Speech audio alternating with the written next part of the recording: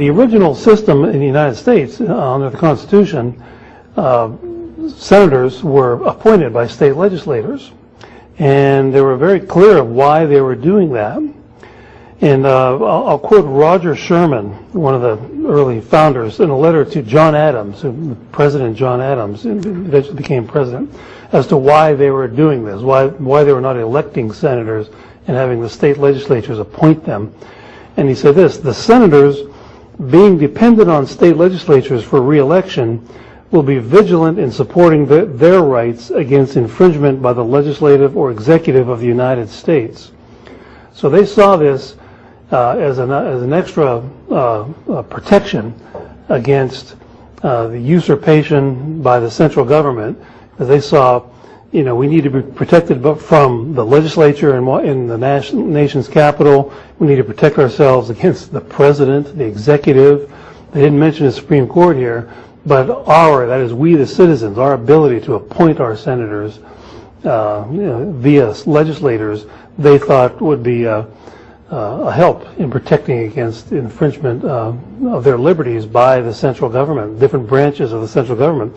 Today, of course, you'll have the senator from Alabama will head straight to New York City and Hollywood to raise money for his re-election campaign. And so what that means is that he is mostly beholding to the people who gave him money on Wall Street or in California, much more than the average schmuck here in Auburn, Alabama. Not that they're all schmucks in Auburn, Alabama, like him, right? For example, right there. And so, and that is exactly the kind of thing that they anticipated would happen with the direct election of senators.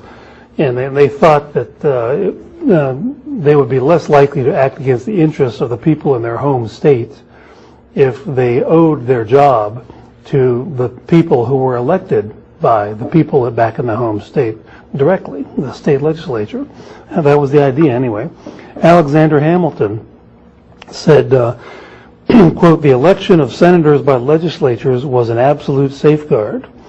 George Mason was known for more than having the name of a basketball team, believe it or not. He was author of the Virginia Bill of Rights, which is said to be the model of the Bill of Rights in the Constitution.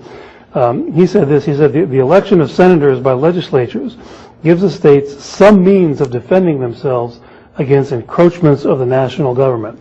So this was a practical mechanism of divided sovereignty that I talked about yesterday. This was, they theorized about divided sovereignty, but this is where the rubber hit the road, so to speak. This is how one of the vehicles which they intended to use to implement divided sovereignty, for states' rights, in other words, for the people of the states to protect them against these tyrants in the nation's capital.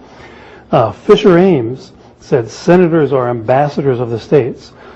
James Madison in the Federalist Papers, number 62, said this: the appointment of senators by state legislatures gives to state governments such an agency in the formation of the federal government as much secure the authority of the former. And he also said, Madison also said that the enumeration of powers, the Constitution has the Article 1, Section 8 says these are the legitimate functions that the Congress can spend tax dollars on. There's about 18 different things that are listed there. And, a lot of conservatives are always pointing to this, that if only we would enforce Article 1, Section 8, we'd get government back to its original size.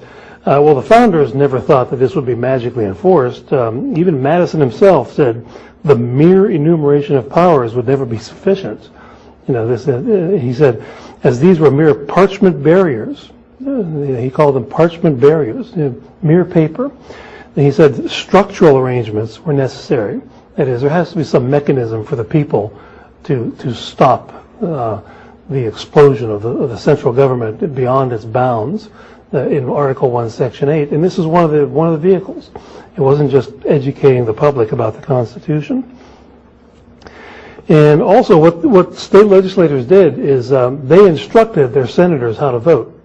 So they would take orders from back home on how to vote. And the very first instruction they were given is vote in public. Because when the United States Senate first convened, these guys all got together and said, well, let's go behind closed doors and talk about this. And the people back home were alarmed immediately at that. And they said, no, the votes have to be in public and made public. And so that was the first instruction that was actually given to the United States Senate out there. And, when I mentioned the Kentucky and Virginia resolves yesterday, those were the work of state legislators. The ideas that were embedded in the Kentucky Resolve of 1798, authored by Thomas Jefferson, that was the work of the Kentucky State Legislature, which instructed its senators to promote this view in the nation's capital. And the same with Virginia and other states that did similar things.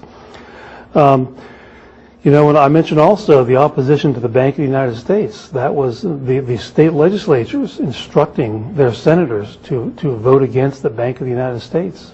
That's how this happened. That's how Andrew Jackson was able to veto the rechartering of the Bank of the United States and not have his veto overturned by the Senate.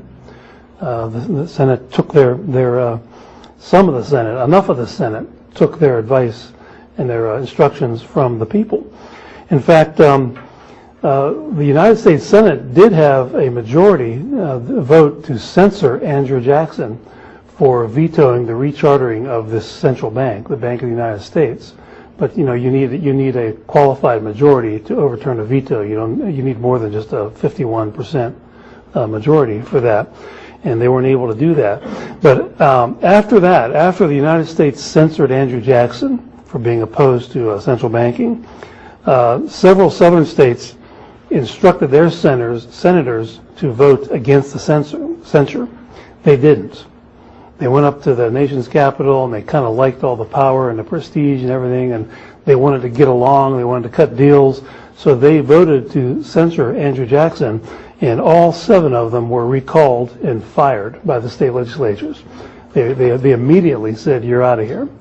And so that's a clear example of the intention of what occurred before the 17th Amendment, the appointment of senators. If you do, because the people in the states they didn't like this corrupt bank. They were on Andrew Jackson's side. But I forget who it was. Some conservative commentator said a few years ago that conservatives who get elected to politics, before they're in politics, they complain about what a swamp Washington, D.C. is. But then once they get there, they kind of think of it more like a hot tub. They kind of like it. And that's nothing new. It apparently has always been true. Once you get there, they kind of like it. What's not to like? Taking bribes can be fun and games for everybody.